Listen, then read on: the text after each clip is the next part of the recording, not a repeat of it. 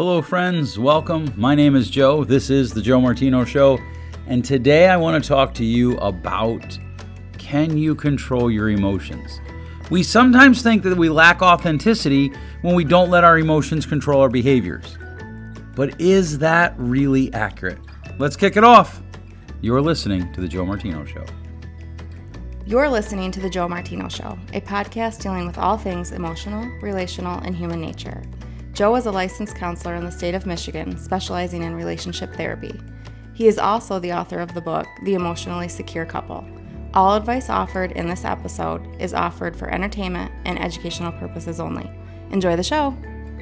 All right, welcome back. I hope that you're having a good day. It has been a great day for me so far. Actually, a funny story. I went to the gym this morning, got all the way to the gym, took my kids to school, got all the way to the gym, and realized that I left my gym bag at home. I was all proud of myself because I got up, I planned, I packed everything right, went downstairs. My daughter needed help with something, so I put my gym bag down, and I failed to remember to take it with me. So I only got about a half a workout in this morning, so that's kind of a bummer. But the rest of it is good. I am enjoying the day, the morning. Have been a productive morning for me so far, and I'm looking forward to getting this out to you in the near future. We have been able to increase our process here a little bit, which I'm excited about. I have an official editor now as opposed to just myself, which might actually increase our opportunity to create a Audible book or an audio book for the emotionally secure couple. So I'm excited about that possibility. I want to talk to you today about something that tends to run in our society, that it imprisons us, it traps us, and I think that if we could get a hold of it, we could actually see a great change in our lives for the better. And to be totally transparent, this is something that even my daughters and I have argued about, where they've just disagreed with me, and that is the idea that emotions make us do something. And some of you might be thinking, Joe, we've heard this. Nothing makes us blah, blah, blah. And I know you've heard it, but I want to go a step further. I want to point out that we think we can't control emotions coming on or going off. In the absence of overwhelming proof, we believe that. And part of the reason is there is a I'm not sure if it's a fallacy, but there is a philosophical construct that says when we add the words because to something, we're more likely to overemphasize parts of it and underemphasize parts of it than if we took because out of it. So in other words, well, I did this because, and then we fill in a blank afterwards. Whatever comes after that because is more likely to skew our ability to logically see situations. We're more likely to overestimate the impact of it. That's probably a better way to say it. We're more likely to overestimate the impact of something on us, which gives it more power over us than it actually has, and then we operate off it. Because a couple things run here. One, once we add the word because, we have a reason, and once we have a reason, our brain typically stops investigating. For many, many people, once we have a reason for why something is happening, even if it isn't accurate, our brain stops investigating, why is this happening? And then our brain starts to find confirmation for the reason, even again, if it's not accurate. And so our brain stops investigating it. In other words, it stops looking at it and saying, well, maybe this isn't true. And it starts to dig in to find to find proofs for why it is true. And this is, you buy a new blue Subaru, and as you're driving around, you start to see more blue Subarus. You're finding confirmation. You're more aware of things. Or, think about what happens when a political event happens. Invariably, most people agree on what happened. But my liberal friends tend to see it through that lens, and so it supports their narrative. And my conservative friends tend to see it through that lens, and so it supports that narrative. Often our brain will look for things that are a threat to our system and will respond strongly. So for instance, today I was scrolling through my memories on Facebook. It's one of the reasons I keep Facebook. One of the reasons that I really enjoy Facebook is I get to scroll through memories. And I don't know, about 10 years ago, I put up a Facebook status that said, I believe that probably more of my clients need better relationships than they do meds to deal with their anxiety and emotional distress. And it was amazing to me how many people saw that as I was saying, don't take meds, which I wasn't. I was saying that I think meds without relationship are going to cause problems, or you're not going to find as much satisfaction. And what happens is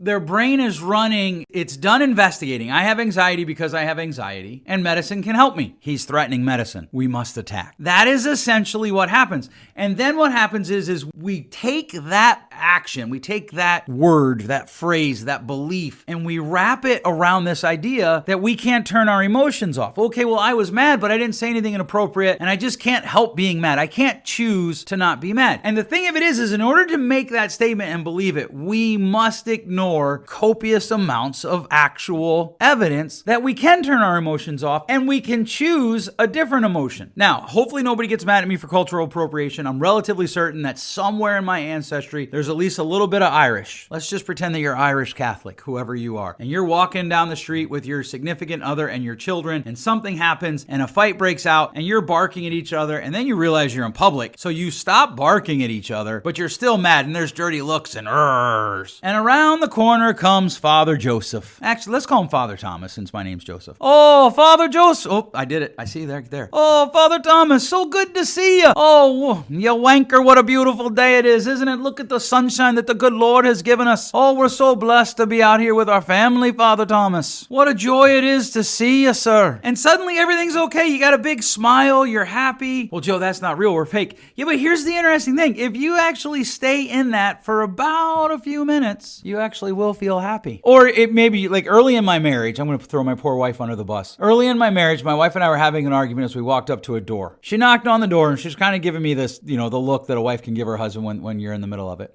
The door opens and suddenly she's smiling and happy. Well, Joe, that would be inappropriate to, take that anger with them. I don't disagree. But what it proves is that we actually can control our emotions. You can turn your emotions off and turn another emotion on. That's the proof. You can turn that emotion off and turn another emotion on. Will not hurt. I can't turn that off. No, that's probably true. But you can let it run and still choose joy. You can let it run and still choose happiness. And so the runaway that we're hoping to take away from here is we have to stop telling ourselves that our emotions control us. You're home and you're mad at your husband and he's apologized. You're mad at your wife and she's apologized. You can turn that off. One of the problems, and I see this all the time in the room. In fact, just recently I had a new couple come in and I was doing my first session. And in the first session, I tell them one of the things that you'll have to decide is, do you want to be right or do you want to be rectified to each other? And rectified's an old word that, it just means appropriately related. And invariably, I'll get some people who will say, no, you know what, this isn't for us. And that's fine. And invariably, I'll get some people like, yeah, this is for us. Let's do it. And then there's a third group. There were people like, oh yeah, I agree. Let's do this. But then they continue to tell stories like, well,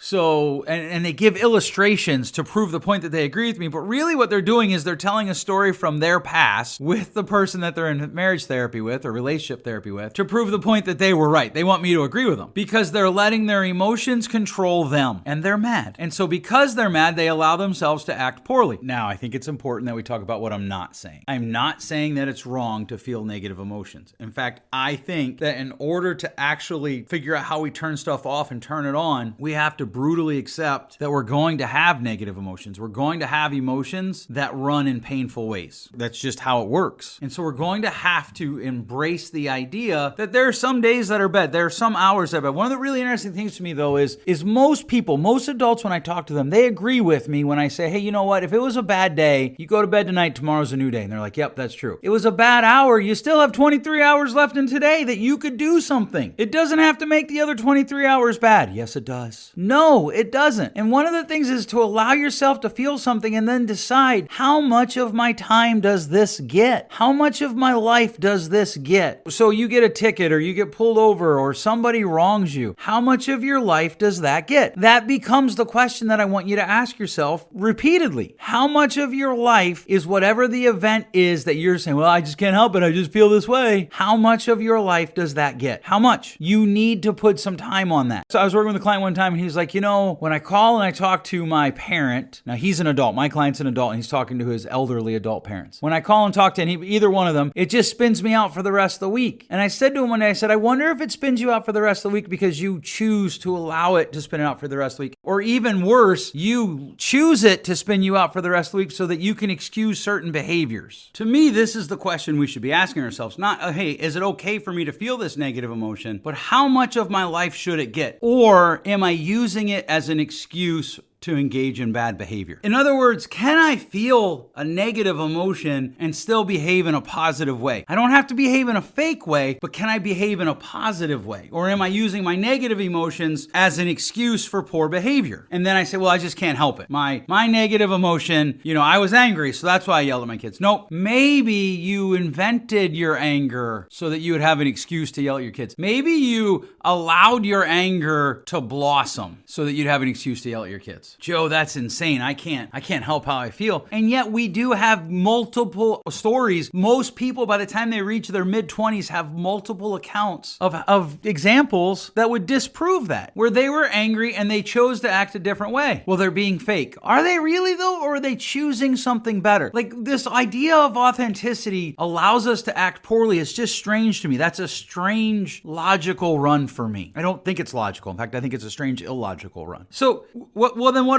do? Well, we allow ourselves to feel the emotion, whether it's positive or negative, but we're specifically talking about negative emotions today. Feel the negative emotion and even let it burn. But you need to make a conscious decision about how much time it gets. How much of your behavior does it get to influence? How much of your behavior does it get to dictate? You also have to make that choice. You have to make a conscious choice. Here's the thing. Self-mastery is difficult, and this is self-mastery defined. One of the things that we just don't talk about is that for a lot of people, being angry, there's a payoff to it. It drops endorphins into your system. And so we hang on to it. I cannot tell you how many parents I have talked to and they're like, well, I just can't help what I did because I was angry. Well, actually, you probably chose to let that run as long as you did because there was a payoff to it. It felt good. No, yes. No, yes. No, yes. No, yes. Because once you admit it felt good, well, then what do I need affirmation, Joe. No, you need truth. Or, well, yeah, I yelled at my wife because, she made me mad. No, she didn't make you mad. Okay, well, I was mad. Yep, you were mad. And you chose to respond with that anger because it dropped endorphins into your system that felt good. Or how about driving down the road and somebody cuts you off? There's zero benefit to getting angry there, unless there's endorphins involved. There's zero idea. Well, I was just so mad I had to give him the finger. No, you didn't. I was scared. Yep. And you allowed that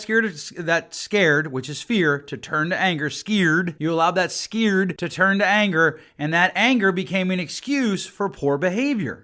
You start with, I feel what I feel, but I can control what I do with those feelings. And often, if the thing that's going on doesn't matter, I can turn that anger off. I can turn that negative emotion off, especially anger, because anger is a secondary emotion. It covers up that first emotion, so we can go back and say, well, I wasn't afraid, I was angry. I wasn't angry, I was frustrated. Well, what if we just said, you know what, I was angry because I was afraid, and anger helps me feel protected. And I don't need to be angry because I'm really not threatened here. It's one of the most difficult truths to accept, but once you do, your life can change because you're embracing the power that you have over your own life, that you can control your own life. You can literally turn emotions off and you turn them on. Well, Joe, that sounds like you're saying I shouldn't feel things. I'm not. Joe, that's disassociative. Somebody told me today that they feel like there's too many armchair therapists in the world. There can be. I want to be clear. I'm not saying that you should turn your emotions off or that you should turn your negative feelings off. But you do have to determine how much of your life they get. How much of your life control do your negative emotions get? And can you choose joy? Can you choose happiness? Or are you a slave to your negative emotion? I don't believe you are. I believe that you are free to choose. And choosing is not an either or, it's a both and. You can both feel a negative emotion and choose a positive one and still be authentic to the negative emotion. But you're going to have to lean into that, and you're going to have to reach out to yourself and say, what am I feeling? Why am I feeling it? And what's the payoff to me staying in this negative emotion? Can I control my negative emotion? And even better, how do I turn on a happy emotion? If Father Thomas walked around the corner and I was Catholic, what would need to happen for me to go, oh, Father Thomas, how are you today? That didn't sound very Irish. Father Thomas, that doesn't sound very Irish either. We're just going to stop now. When I do it in session, it's almost always spot on. You can control your emotions. Do you agree or disagree? Let me know. Thanks so much for listening. We'll catch you next week. Thanks for listening. If you enjoyed today's show, please share with a friend. And hey, give us that rating in your podcast store. Until next time, change possible.